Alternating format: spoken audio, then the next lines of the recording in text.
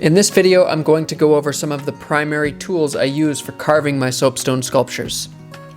This is meant to be a general introduction to some of the tools I use. Of course, you can get a lot more specific in your application of the tools, but here's just an intro to give you an idea what I use and what you might like to add to your carving tool collection.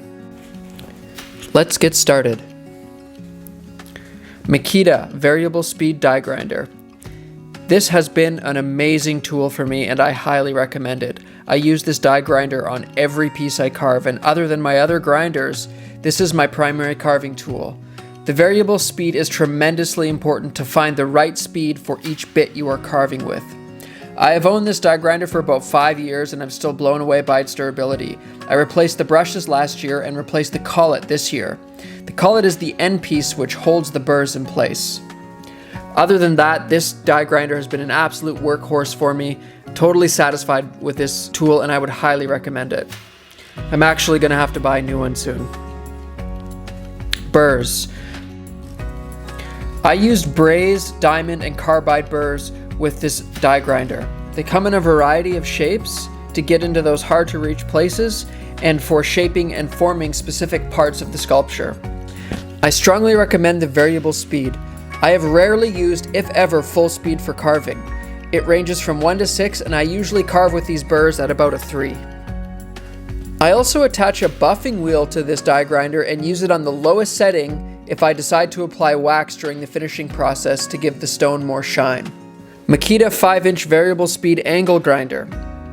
This is another tool I highly recommend. Again, the variable speed adjustment is crucial. I often use this grinder on the highest setting, but will also turn it to lower speeds when I'm working on areas where I want to minimize the vibration. I typically use 2 grinders during the carving process so I don't have to keep switching my blades back and forth. It also helps for larger projects where there's a lot of carving to be done and it prevents the tools from overheating. Ultimately, I have been using these Makita grinders from the beginning and I'm quite happy with them. You will have to switch out the brushes every few months depending on how much carving you're doing. My favorite blade for carving is the Sintered Cutter grinder blade. This is my primary carving blade. I typically use the 4-inch because it gives me a bit more versatility and seems to work best for the usual size range that I carve in. I like this blade because it seems to take away most of the stone with the most ease and can be used for both cutting as well as grinding and shaping. It's also extremely durable. I've had this particular blade for years and it just goes and goes and goes and goes, and it really takes a long time to wear this thing down. I definitely recommend this blade for anyone's carving tool belt. The Braized diamond blade.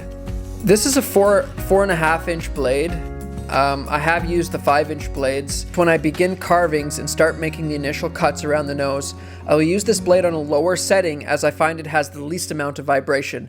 This also depends on the state of the grinder. An older grinder might have a bit more vibration in it than a newer one.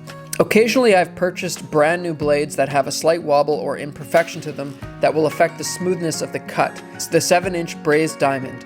I use this blade usually to cut a nice flat base on my stones at the beginning of the carving process. This is an important step, and I find with a larger blade, you can use the flatness of the blade to keep the angle flat. When I use this blade on my variable speed grinder, I always use it on the lowest setting because the motor will tend to overheat rather quickly. Diamond Braized attachments.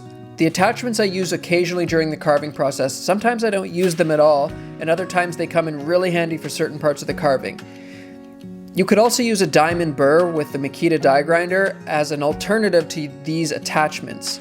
So these attachments aren't essential, but are definitely a staple tool for me in my carving practice. I use the ball, the mushroom, and the cone. Makita 9-inch angle grinder. I do have a larger 9-inch Makita angle grinder that I originally bought for doing larger projects and for just getting a deeper cut. And I have a 9-inch sintered blade that I use with that. It is nice to have in your tool belt for those larger cuts, or if you're going to be cutting a lot of stone away with a larger blade. The 5-inch angle grinders just can't handle that weight on the end of the grinder, and the motors tend to heat up really quickly. Dremel 3000. I use the Dremel 3000, which has a variable speed adjustment. I use this Dremel with small diamond burrs. I usually purchase the box sets, which aren't too expensive and come with a variety of shapes, just for carving all the different parts of the sculpture. I was initially using the more advanced model Dremel, but this Dremel 3000 model seems to handle the dusty environment a bit better and lasts longer. The other ones seem to seize up rather quickly. This tool comes into play mostly for carving the finer details in the face, the feet, or the fur.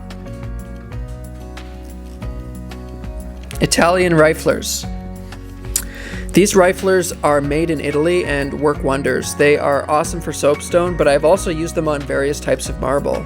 They have different ends for different uses.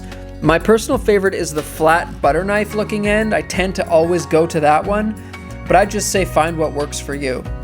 With soapstone, I find I use these hand files a lot more and will prefer to use these when shaping the face rather than using my electric Dremel. The nice thing about the files is it slows down the process, and things tend to be a bit more peaceful when using them because there's no loud machines going. Cyanoacrylate glue, super thin. I have found this glue to work quite well with strengthening parts of the stone where you have cracking that might pose a problem. Mask. I actually have recently purchased a new 3M mask and filters so that everything comes from the same company and is designed to fit together well.